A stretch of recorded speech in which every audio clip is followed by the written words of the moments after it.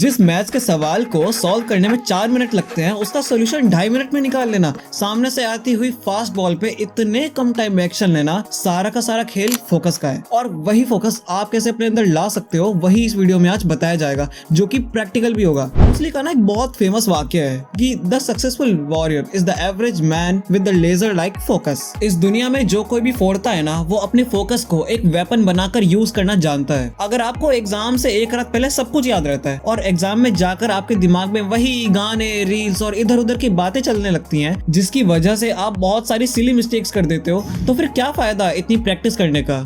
Magicians ना इतने आसानी से आपको उल्लू बना पाते हैं क्योंकि वो जानते हैं कि कैसे आपका ध्यान भटकाना है। तो अब क्या हम भी महाभारत के अर्जुन जैसा फोकस अपने अंदर ला सकते हैं? जवाब है एब्सोल्युटली हाँ, लेकिन उसके लिए वीडियो को एंड तक सिर्फ देखना ही नहीं, समझना भी है। सो इमेजिन करो कि आप एक लाइब्रेरी में बैठकर मैथ्स पढ़ रहे हो। आपके लेफ्ट वाली चेयर्स पे एक कपल है जो आपस में बात कर रहे हैं और आपके राइट वाली चेयर्स पे एक लड़का रील स्क्रॉल करे जा रहा है। क्या आपको लगता है कि ऐसी सिचुएशन में आप अपने काम पर फोकस कर पाओगे? नहीं। इसी वजह से सबसे पहला पॉइंट यही आता है कि आप अपनी कंपनी को और अपने आसपास के एनवायरनमेंट को सोच समझ कर चूज करो। अगर आपके आसपास किसी भी प्रकार का डिस्ट्रैक्टिंग मटेरियल या पर्सन है तो उसको तुरंत अवॉइड करो। सामने वाले के मुंह पर साफ कहना सीखो कि आप बहुत जरूरी काम कर रहे हो, तो प्लीज तुम मुझे डिस्टर्ब मत करो। फोन के नोटिफिकेशंस ऑफ करके कहीं साइड में रख दो, या अगर मोबाइल से ही काम है तो उन सारी एप्स को डिलीट मारो जिन्हें ना चाहते हुए भी आपकी उंगलियां अपने आप प्रेस कर देती हैं। बाय चांस अगर किसी का कॉल आ जाता है और कोई इमरजेंसी वाली सिचुएशन नहीं है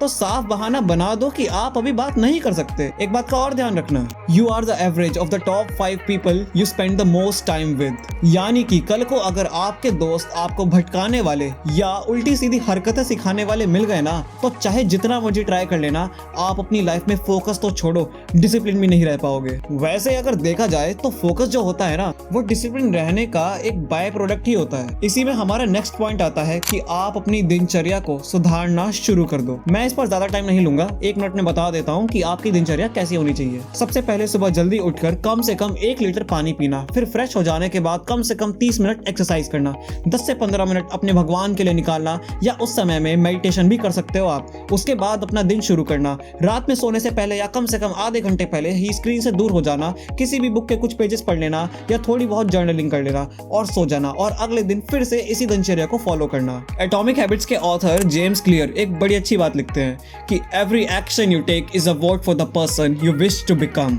जब आप अच्छी हैबिट्स बनाओगे तो आप डिसिप्लिन हो जाओगे, और अगर आप डिसिप्लिन हो गए तो आपको किसी भी चीज पर लंबे समय तक कंसंट्रेट करने के लिए ज्यादा एफर्ट नहीं लगाना पड़ेगा। अकॉर्डिंग टू रिसर्च आपको 66 डेज लगते हैं पूरी तरह हैबिचुअल हो जाने में, और फिर शुरू होता है असली खेल, जहां आपका दिमाग अपने आप चलने लगता है। अब उसको पता है यार कि कहां एनर्जी सेव करनी है और कहां मैक्सिमम पोटेंशियल निकालना है। तभी तो कुछ लोग ज्यादातर टाइम चिल रहते हैं और जब काम करने बैठते हैं तो 5 घंटे का काम 2 घंटे में निपटा के चले जाते हैं। आपको अभी जस्ट थोड़ी ही देर पहले मैंने एक दिनचर्या फॉलो करने को बोला था, लेकिन मैंने आपको ये नहीं बताया था कि आपको कौन सी ऐसी चीजें हैं जो कि गलती से भी अपने पूरे दिन में नहीं करनी है। और वो ये है कि जब आप दिनचर्या को फॉलो करना शुरू करोगे तो उसके कम से कम 21 दिन तक आपको किसी भी प्रकार का डोपामिन लेने से बचना है। चाहे फिर वो मूवीज देखना हो, बाजार का पैकेट या जंक फूड खाना हो, या गेम्स खेलना हो, या जो कोई भी ऐसी चीज जो आपका डोपामिन रिलीज करवाती हो और आपका टाइम और एनर्जी आपसे छीन लेती हो, उससे दूरी बना लो। मार्केट में ये जो शॉर्ट फॉर्म कंटेंट है ना, जिसकी वजह से सबसे ज्यादा लोगों का अटेंशन स्पैन कम होता चला जा रहा है, उसे देखना बंद कर दो और ब्रह्मचर्य से रहो। ऐसा करने से होगा ये कि आपकी लाइफ बैलेंस होने लगेगी। लाइफ में जो छोटी छोटी परेशानियां थी उनसे आपको फर्क पड़ना बंद हो जाएगा। दिमाग सिर्फ उन्हीं बातों को ज्यादा सोचेगा जो आपके लिए इंपॉर्टेंट होगी, और फिर इसी का इस्तेमाल करके आप अपने काम में फोकस्ड रहोगे। 21 दिन पूरे होने के बाद भी आप देखोगे कि आपको ये उल्टे सीधे सोर्स से प्लेजर लेने का मन नहीं करेगा, जिसका सीधा साधा साफ मतलब ये निकलता है कि अब आपके दिमाग के पास निशाना लगाने के लिए बहुत कम टारगेट्स होंगे, क्योंकि वो फालतू की चीजों को इग्नोर कर चुका होगा और आपका पूरा ध्यान अपने लक्ष्य पर होगा। अंत में मैं आपको यही कहना चाहूंगा, it's only after you have stepped outside your comfort zone that you begin to change, grow and transform. आशा करता हूं मैं कि आप जरूर इस वीडियो से कुछ ना कुछ सीख कर जाओगे और उसको अपने जीवन में उतारोगे। हम मिलते हैं आपसे अगली वीडियो में, तब तक के लिए भगवान पर भरोसा रखकर मेहनत करते रहना। राधे राधे।